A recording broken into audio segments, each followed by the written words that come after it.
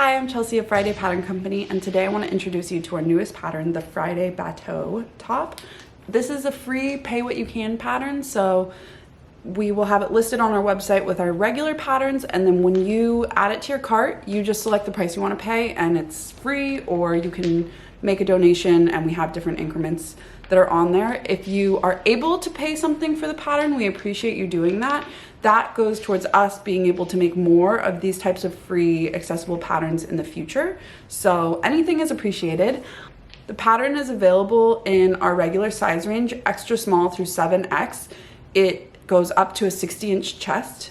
It is for knit fabrics with at least 50% like cross grain stretch. So we'll talk a little bit more about knit stretch as well. We're gonna take you step by step through the sewing process in this video, and yeah, it's a pretty fun top. It's like a very simple style, but it's designed to be something that can be a wardrobe staple for you and also can be a jumping off point for your creativity, because I think there's a lot of ways that you can hack this top to change it to suit your style. Yeah, I think it's a cool foundation piece and I'm really excited to be bringing it to y'all. Anyway, let's get to sewing.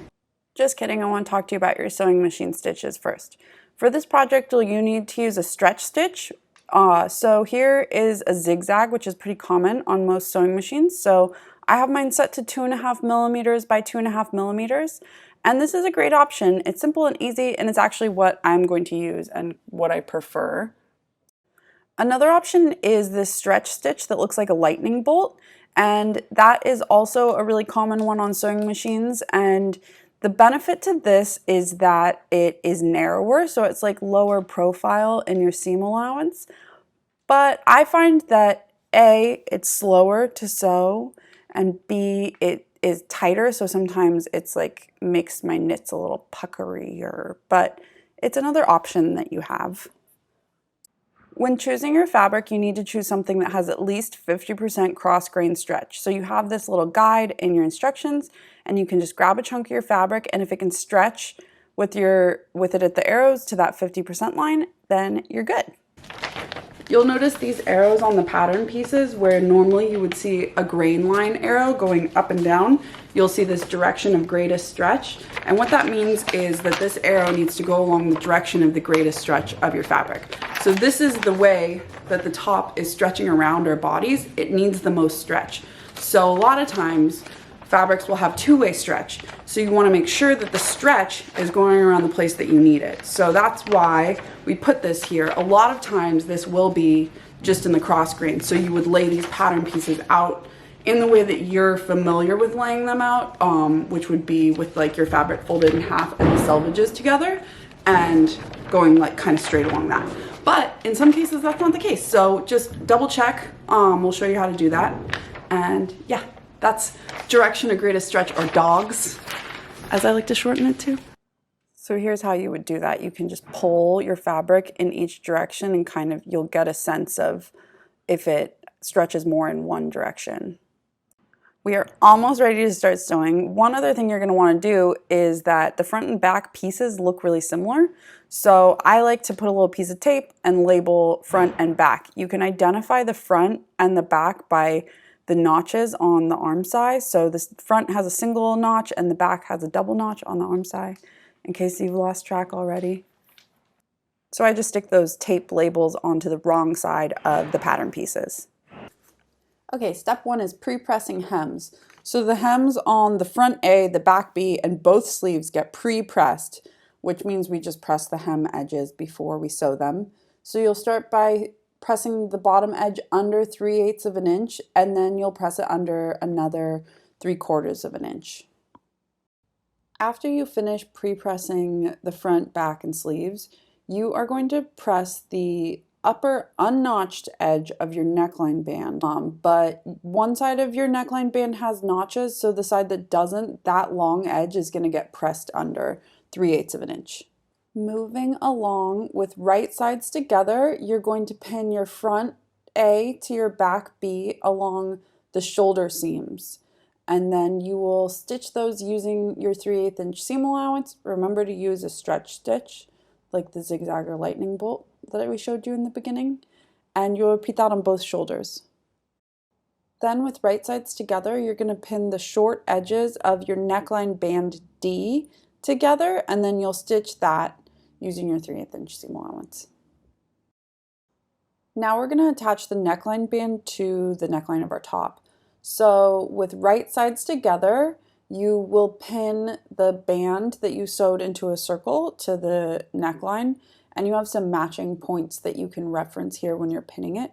So that seam at the center back gets matched up with the center back notch on your top. And remember to make sure that you have your front and back of your top straight right here, because it's easy to accidentally put the seam in your center front and then you can see it, which isn't great. And then there are notches on your neckline band that match up with the shoulder seams.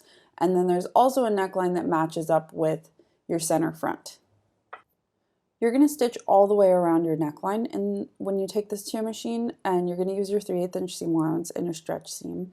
Your neckline band is slightly shorter than your neck opening on your top, so you'll pull gently as you sew to stretch the neckline of your top to match the length of your neckline band. Here that is sewn, so you're going to want to press your neckline band up away from the neckline of your top, and you can see that you still have that pre-pressed edge that is going to come into play here as you fold your neckline band back over so that you're encasing that seam allowance, and you want that folded edge that you pre-pressed to just go below the seam line, so that when you sew from the right side in this next step, you're going to be catching that folded edge underneath and securing your neckline band in place. So I use a fair amount of clips here to make sure that I have this band placed really well, because that's going to make it a lot easier to sew. So this stitch is sewn straddling the folded edge. So we're sewing from the right side of our project. So we're looking at the right side of our project, and we want the zigzag stitch or stretch stitch to just straddle that folded edge. If you want, you could sew it directly below, and you just want to make sure that you have overlapped your neckline band low enough that it's going to catch that. But we're just stitching very carefully around the neckline of our top. Here is that sewn but not pressed, and I wanted to show this to you because pressing really makes a big difference in wavy seams on knits. So you might panic when you first see it, and then you give it a press and you're like, oh, that's lovely. So make sure that you're pressing any wavy seams with a steamy iron. Now we are pinning in the sleeves, so right sides together, we're pinning our sleeve in flat, which means that we're pinning it in before we sew up our side seams. And this just makes it a little bit easier. So you have a single notch on the front of your top and a double notch on the back of your top in that arm side. And on your sleeve, there are corresponding notches. So I like to start with the center notch, which matches up with the shoulder seam. And then you can match up the other notches as well as the ends of the sleeve. And then you will take this to your sewing machine and you will use your 3/8 inch seam allowance like you've been doing and your stretch stitch, and you'll just sew down the length of your arm opening. And you kind of have to like pull your fabric taut a little bit as you sew, and then you'll repeat this on both sides. Here I have those sleeves sewn in, and I pressed the seams towards the sleeves. So now we are going to sew the underarms of our sleeves and our side seams all in one go. So you can pin your side seams and underarm seams together with your front and back right sides together. So you're sure it's like inside out. You're going to match notches and also your underarm seam. And this will be sewn with that same 3/8 inch seam allowance. So when you'll sew down your underarm, and when you get to that underarm seam, you can lower your needle and lift your presser foot and then rotate your project to pivot, and then you can sew down your side seam, and you'll repeat that on both sides. After you sew those seams, you're going to press them towards the back of your top. Now we're going to secure our hems in place.